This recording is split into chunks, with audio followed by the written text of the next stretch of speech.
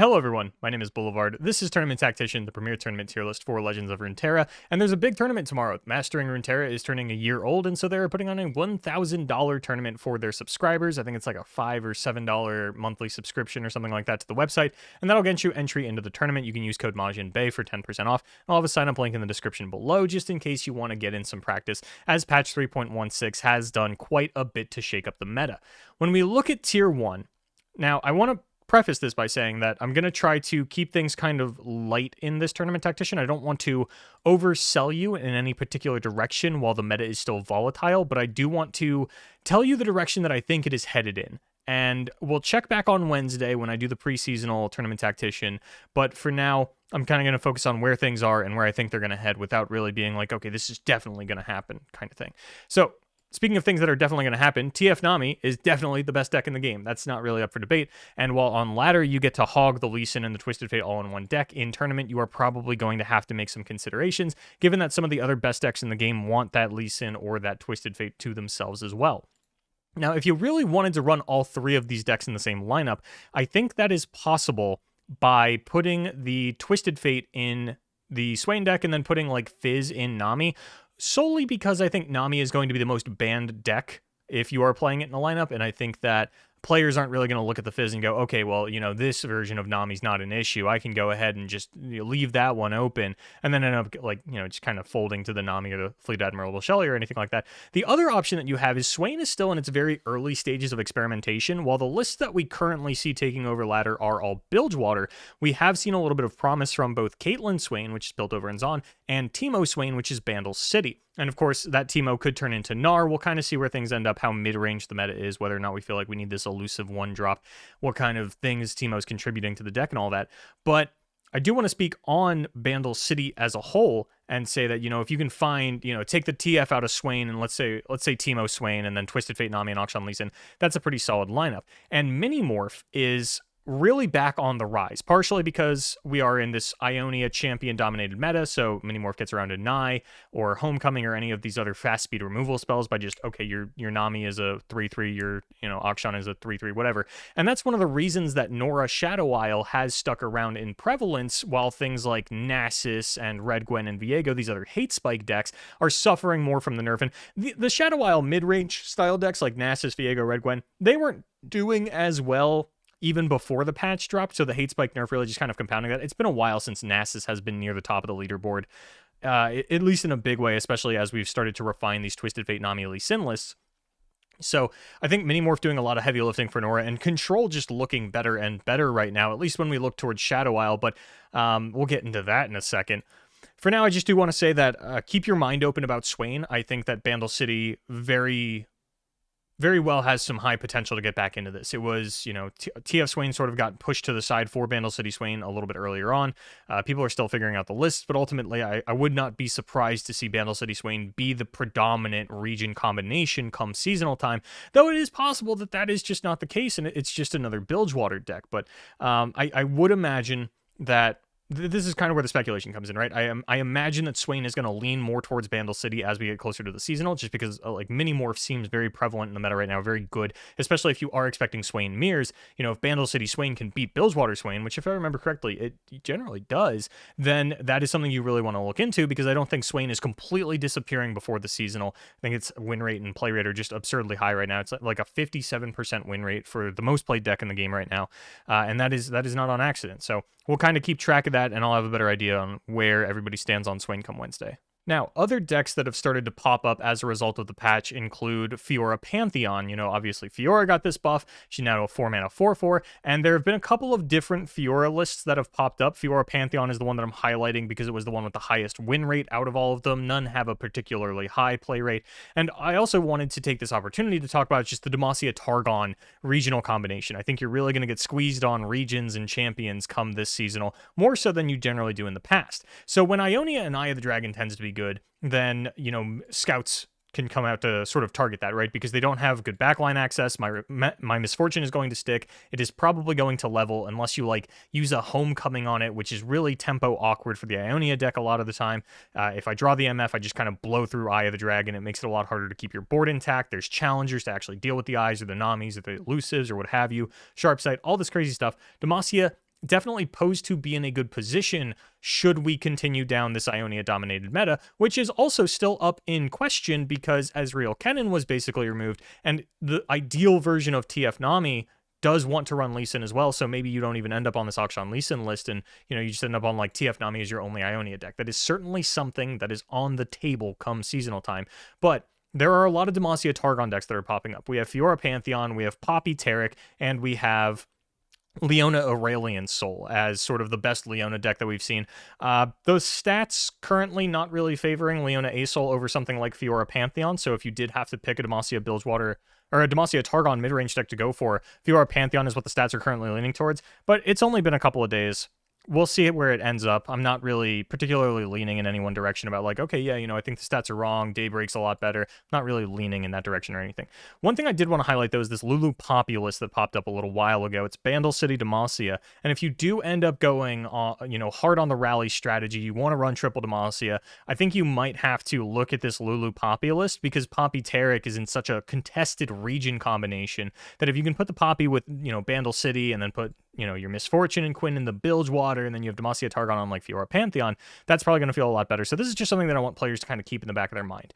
Getting then down to the control aspects of Tier 2, we have Nora, Shadow Isle, because players still kind of divided on the Heimerdinger versus Nora. If you want to know where I'm personally leaning, I'm a much bigger fan of the Heimerdinger, mostly because, A, it's easier to level Nora. 2, I feel like Heimerdinger is a lot more threat dense than Vigar is. Unless I am specifically getting mini-morphed, which is usually only happening if I'm playing the Mirror, then Heimerdinger can go ahead and push out all these turrets in the same turn, whereas if I deal with your Vigar, then you're not ticking up your darkness damage. And ultimately, just in my experience, I haven't struggled against Vigar Nora at all on ladder. I have lost games to Heimerdinger Nora, so it's one of those personal bias things, and that's, sometimes I'm going to get up here, and the way that I deliver information to you is through personal bias, and in this case, yeah, I'm a bigger fan of the Heimer Nora.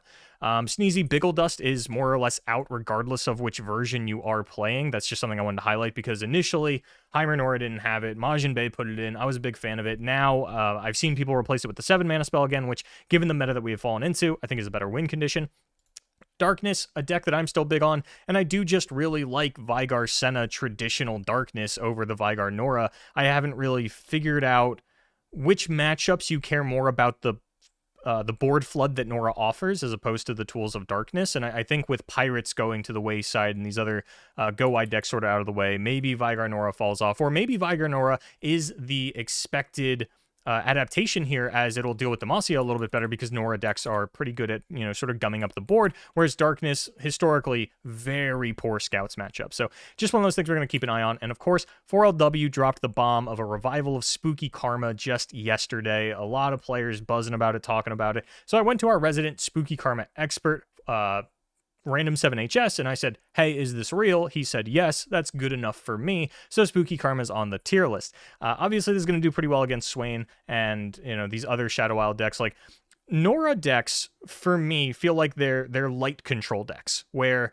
they are controlly enough to beat everything that loses to control, but they are not resource dense enough to outlast something like Darkness or Spooky Karma. Most of my wins and absolute stomps against Vigar Nora have been with Vigar Senna. The only real threats in this deck are level 2 Nora and Vigar, so as long as I can keep those off the board, nothing else that they do really feels like it matters to me, and they're not swarming the board with portals fast enough to really kill through, the Conchologists and the Dark Ball Acolytes and all these sort of low-cost units that I have. Spooky Karma is like as hard control is going to get. Or at least I used to think so. Darkness might actually be a harder control deck than Spooky Karma, just in the terms of removal access that it has. Because when you look at the Spooky Karma list, there's really not a lot of ways that they have to actually kill units. It's just Vengeance, Ruination, and Pack Your Bags. Outside of that, it's like Vile Feast and all this stuff. But Pack Your Bags is good enough in this meta, and Karma being able to turn off denies from your opponent effectively by doubling up the spells and going like, hey, I want to Vengeance your Nami. There's 2 Vengeance on the stack. You can only, deny one of those. You have to like Homecoming this. I'm very curious to see where Spooky Karma ends up, because it historically has always been a tournament deck and not really a ladder deck, and it is currently showing a positive win rate on ladder, which is scary. But this is also the only Master Yi deck that we've kind of seen pop up, and I do think that new Master Yi is very, very good, so I'm glad that it found a home. I'm not super glad that it's Spooky Karma, but, I am a control fan, so I'm not going to be too upset at the resurgence that we've got here. But I definitely think that like Shadow Isle control is going to look a lot different this seasonal than what you're kind of used to. You're not really going to be getting that SI Freljord combination as much. Feel the Rush is not a deck that I expect to have an impact come the seasonal time, but that could change. It's just with how Ionia dominated everything is. Playing a 12 mana spell doesn't seem super feasible, and then you can't really out-tempo them because they just homecoming your Tryndamere and call it a day. So, control for Shadow Isle has taken on a bit of a new face this season, and I'm not too upset about it, but you do have to pick which Vygar or Nora deck you want to run, and then Spooky Karma, definitely something that I think is on the table and will remain on the table come seasonal time.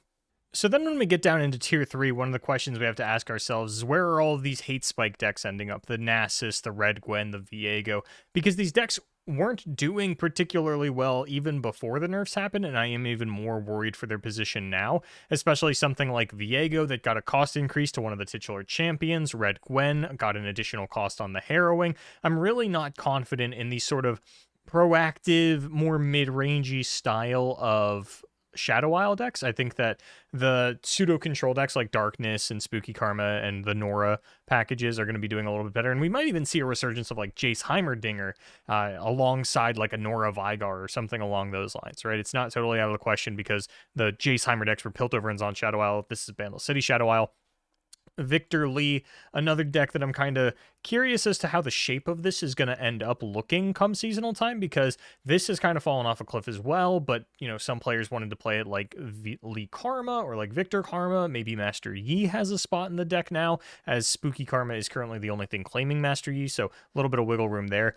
Kai'Sa Demacia, Kai'Sa's been struggling so hard since all the nerfs happened, and at this point, I think you'd actually be better off if you're looking for a Shurima variant to round out your triple rally or just like triple mid-range Demacia lineup. I actually think you'd probably even have a better chance with Sivir Akshan, which some players ran in the previous seasonal when Kai'Sa was very dominant and said, hey, look, this list is different enough that I am not losing to the things that Kai'Sa is losing to, which means that it probably has some different weaknesses, and ultimately Sivir Akshan is something that I would look at probably more closely than I would look at Kai'Sa right now.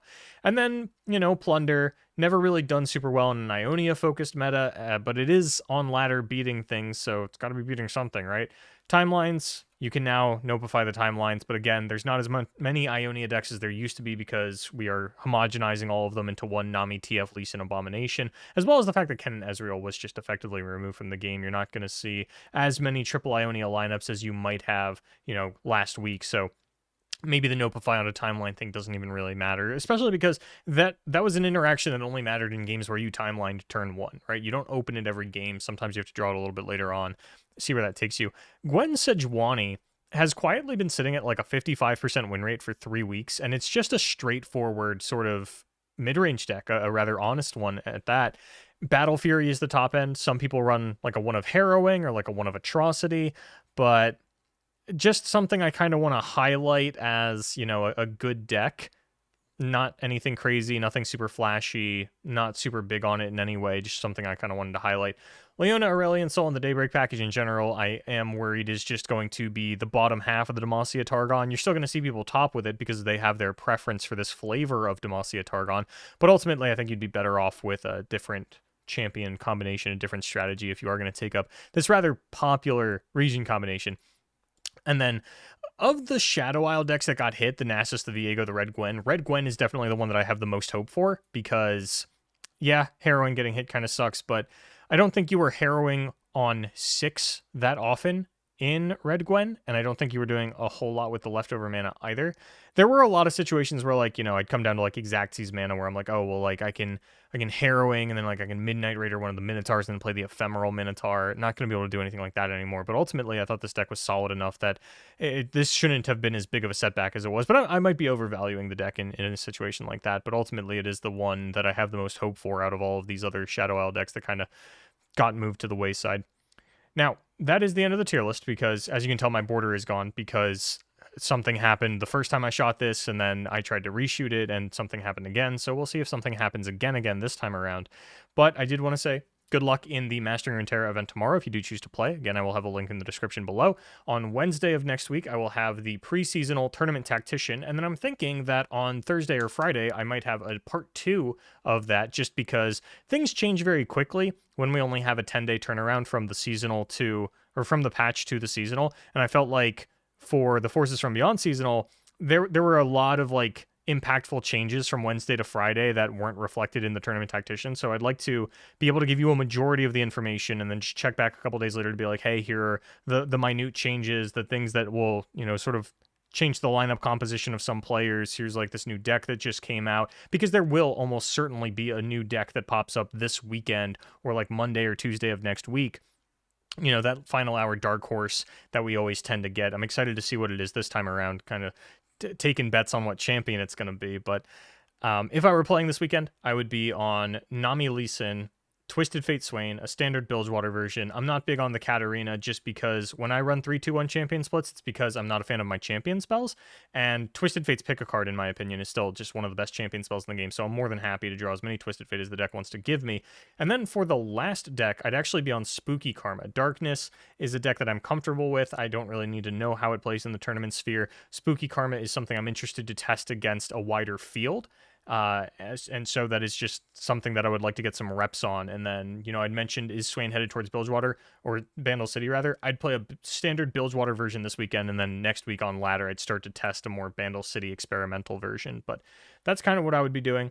Don't forget to subscribe to the channel, just in case I do throw up like a last-minute Tournament Tactician Part 2, and it might be something that's like in time for APAC and EMEA, or I might even wait until after those events have started, and then like Saturday morning be like, hey, if you're playing in the Americas later today, here's what we saw out of EMEA and APAC, give them a little inside scoop. But that is something that will be very last minute, probably unannounced, a little spontaneous, so you have to subscribe to my YouTube channel if you want to get a notification when that video goes live. So, yeah, thank you so much for watching. I've been Boulevard. As always, good luck in your tournaments.